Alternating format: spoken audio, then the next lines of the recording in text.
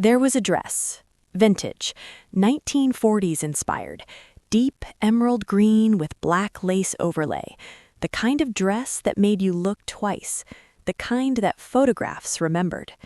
Paloma Faith wore it for the first time on March 3, 2009, the night she performed her breakout single Stone Cold Sober on television for the first time, the night everything changed. The night she stopped being a struggling artist and became someone people recognized. It was her lucky dress, her armor, her second skin. For 10 years, that dress was there for every major moment of her career. Award shows, album launches, magazine covers. It hung in her closet like a loyal friend, like a witness to her entire life. But that dress had also seen things, dark things, things Paloma never talked about publicly, things she tried to forget but couldn't. That dress was there the night she got the call about her father's death.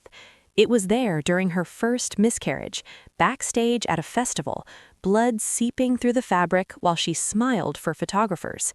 It was there when her relationship imploded, when she signed divorce papers in a hotel room, when panic attacks left her gasping on dressing room floors. That dress held more trauma than any piece of clothing should ever hold. It wasn't just fabric and thread. It was a repository of pain, a museum of suffering worn on her body. And in 2019, Paloma's therapist said something that changed everything.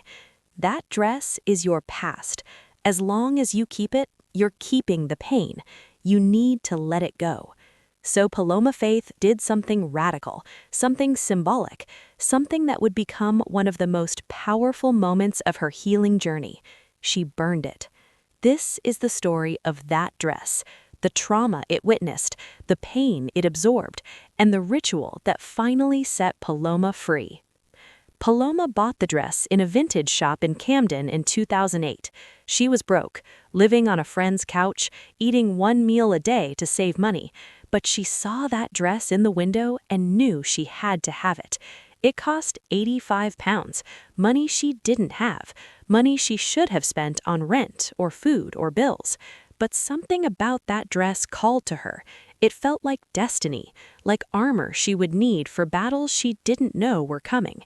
She wore it to every important audition, every showcase, every meeting with record labels who would ultimately reject her. The dress became her uniform, her way of saying, I'm an artist, I'm serious, I'm worth your attention. And on March 3, 2009, it worked. She performed Stone Cold Sober on Later with Jules Holland, wore the green dress, sang her heart out, and the next morning her phone wouldn't stop ringing. Record deal offers, management interest, press requests. Overnight, she went from nobody to somebody, and she credited the dress, her lucky dress, her breakthrough dress. But luck, Paloma would learn, always comes with a price. The first trauma happened 6 months later, September 2009.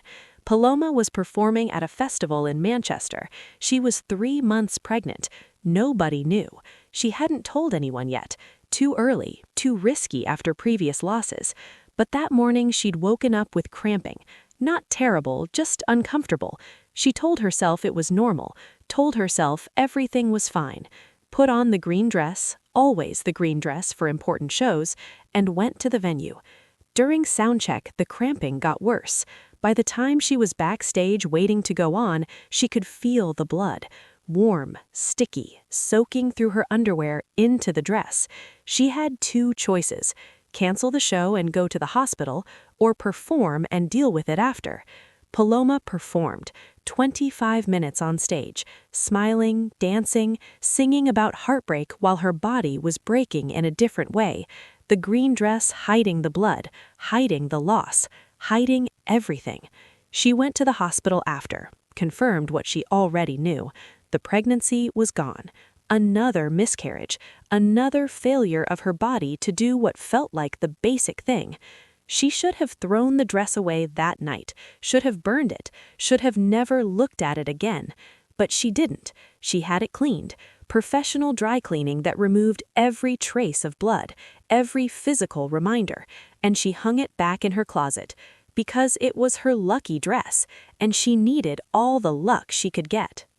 November 2010. Paloma's father was sick. Cancer. Stage 4.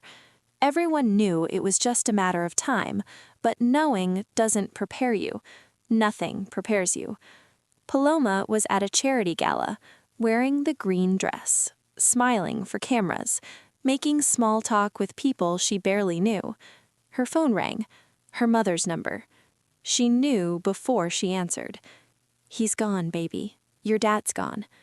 Paloma excused herself, went to the bathroom, locked herself in a stall, and collapsed. Not crying, not screaming, just collapsing inward, like her skeleton had dissolved. She stayed in that bathroom for 30 minutes, sitting on the floor in the green dress. Her father was dead, and she was at a party, in a dress, pretending everything was fine.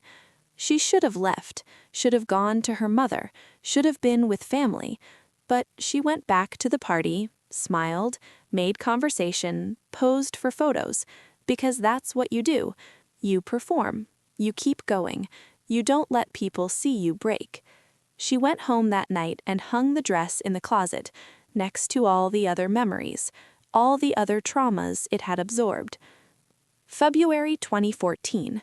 Paloma's relationship was ending. Not the public one everyone knew about, the one after, the one she'd kept private, the one she'd thought might actually work. But he was leaving, packing his things, moving out, and Paloma was watching her life dismantle itself in real time. They'd been fighting for months, about commitment, about children, about futures that no longer aligned, and that night he finally said the words she'd been dreading. "I can't do this anymore. I can't be with someone who's married to their career. That's not fair. Isn't it? When's the last time you were fully present? When's the last time I wasn't competing with your work, your image, your need to be Paloma Faith, instead of just you?" She wanted to argue, wanted to defend herself, but she couldn't, because he was right. She'd lost herself in the performance, in the persona, in the dress. She was wearing it that night, the green dress, because she'd been at a recording session, because she always wore it for important professional moments, because it was her armor. But armor doesn't keep people from leaving, it just makes you harder to reach. He left, and Paloma stood in her empty flat, in the green dress, wondering who she'd become, wondering if the person she'd built, Paloma Faith, vintage icon, fearless artist, was worth losing everyone she loved. She kept the dress. Of course she kept the dress. It was all she had left of herself. March 2016. Paloma was in a hospital room. Panic attack. The third one that month. Her body had finally staged a full rebellion. Heart racing, can't breathe, convinced she was dying. Again. The doctor prescribed medication, suggested therapy, asked the obvious question, what's causing the stress? Everything. The constant pressure to perform, the fear of failure, the guilt about not being enough, not successful enough, not present enough, not good enough. The trauma she'd never processed, the losses she'd never grieved, the pain she'd dressed up in vintage clothes and pretended didn't exist. She went home, looked at her closet, at the green dress hanging there, looking exactly as it had in 2009, unchanged, untouched by time. But Paloma had changed. She was older, heavier with grief, drowning in pressure, and that dress, that perfect, pristine dress, felt like a lie, like she was preserving something that should have died years ago. But she still couldn't let it go, because without the dress, without the image, without the armor, who was she? The therapy sessions started in 2017. Paloma had resisted for years, thought she could handle it on her own, thought therapy was for people who were actually broken, not just a little sad sometimes. But after the birth of her daughter, after the postpartum depression hit like a freight train, after she found herself staring at her baby and feeling nothing, she knew she needed help. Her therapist was a woman named Dr. Sarah Mitchell, calm, patient, unflinchingly direct. In their third session, Dr. Mitchell asked, "Tell me about your relationship with your public image." "What do you mean?" "Paloma Faith, the vintage aesthetic, the dramatic makeup, the persona. How much of that is you, and how much is performance?" Paloma thought about it. "I don't know anymore. It started as expression. Now it feels like obligation, like I have to be this person or I'll disappoint everyone." "Including yourself?" "Especially myself." Over months of therapy, they unpacked it, the way Paloma had built an identity around being unique, different, vintage, the way she'd used aesthetic as armor, the way she'd confused being interesting with being worthy. And one day, Dr. Mitchell asked, "Is there an object that represents this? Something physical that symbolizes the persona you've built?" Paloma didn't even hesitate. "The green dress." "Tell me about it." So Paloma did. Every memory, every trauma, every moment that dress had witnessed. And as she talked, she started crying. Not delicate tears, ugly, body-shaking sobs. Because she realized something. That dress wasn't lucky. It was cursed. It was a cage. Every time she wore it, she was wearing her trauma, performing her pain, pretending the wounds had healed when they'd just been covered in vintage lace. "What do you want to do with the dress?" Dr. Mitchell asked. "I don't know. I can't throw it away. It's part of my history, part of me." "Is it? Or is it the part of you that's been in pain, the part that needs to be released?" Paloma went home that night and stood in front of her closet, staring at the green dress. Beautiful, perfect, poisonous. She took it out, held it, and for the first time in 10 years, she let herself feel everything it represented. Not the success, the pain, the loss, the grief, the terror, the loneliness. All of it had been absorbed into this fabric. This dress had become a vessel for trauma, and as long as she kept it, she was keeping the pain. It took Paloma 6 more months to finally do it. 6 months of therapy, 6 months of building courage, 6 months of asking herself, what would it mean to let this go? She didn't tell anyone she was going to do it. Not her partner, not her friends, not her therapist until after.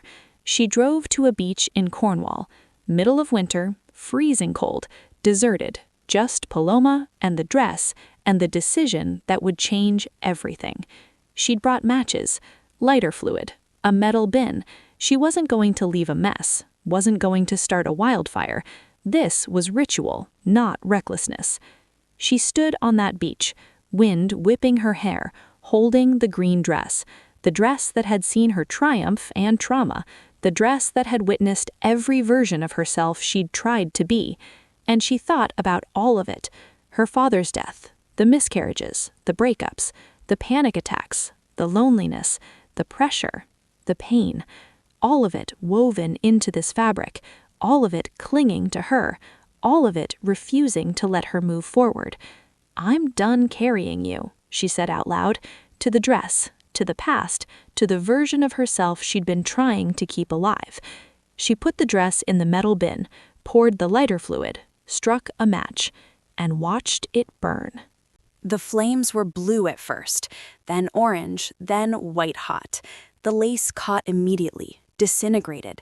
The green fabric took longer, stubbornly holding its shape even as it blackened and curled. Paloma watched every second, didn't look away, didn't cry, just watched as 10 years of trauma went up in smoke.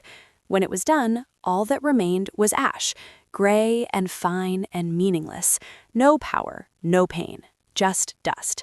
Paloma stood there for a long time, feeling lighter than she had in years, feeling like she'd finally put down a weight she'd been carrying so long she'd forgotten what it felt like to stand up straight. She drove home, didn't tell anyone what she'd done, didn't post about it, didn't make it a public statement. This was private, personal, just for her. But in therapy the next week, Dr. Mitchell noticed something. "You look different." "Do I?" "Lighter, like something shifted."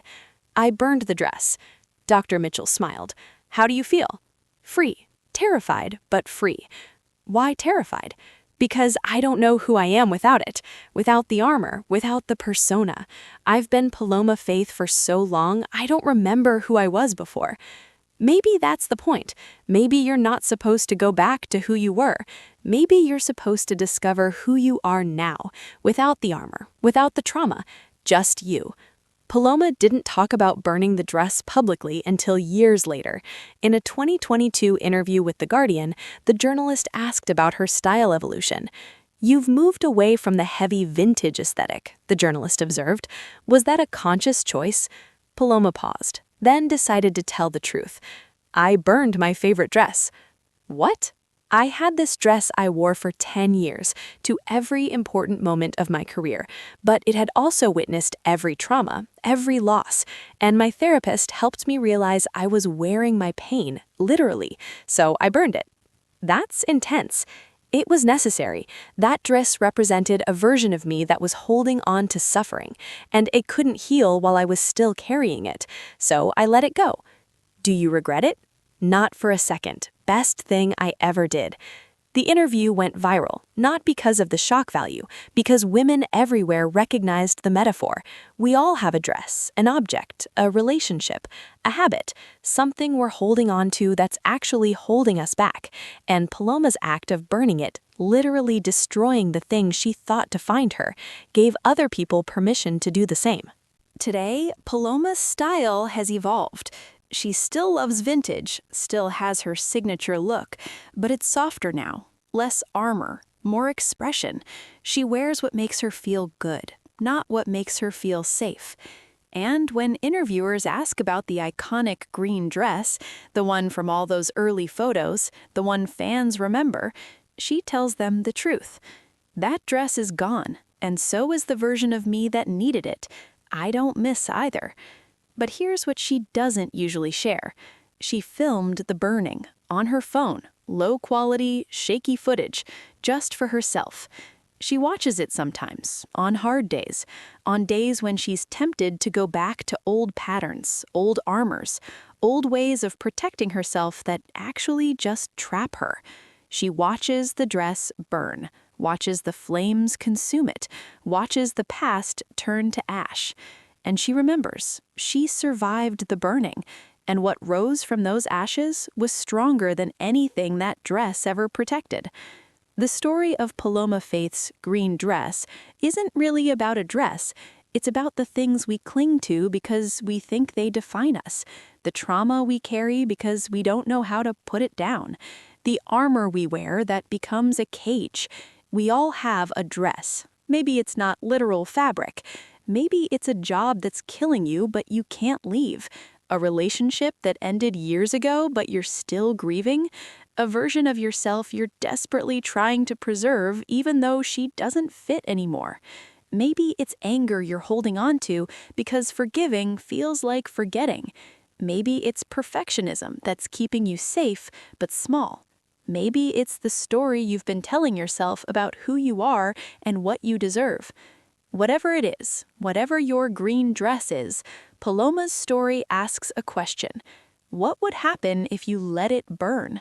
Not recklessly, not impulsively, but intentionally, ritualistically, with full awareness that you're destroying something that once mattered so you can create space for something new. That's terrifying because the armor feels like protection, the trauma feels like identity, the pain feels like proof you survived. But here's what Paloma learned on that beach in Cornwall. You can survive the burning too. You can watch your past turn to ash. You can stand in the smoke and know that what's left, what's actually essentially you, is fireproof. The dress held her together for 10 years, but it also held her back. And the day she burned it was the day she finally started living instead of just surviving. That's not just a story about letting go.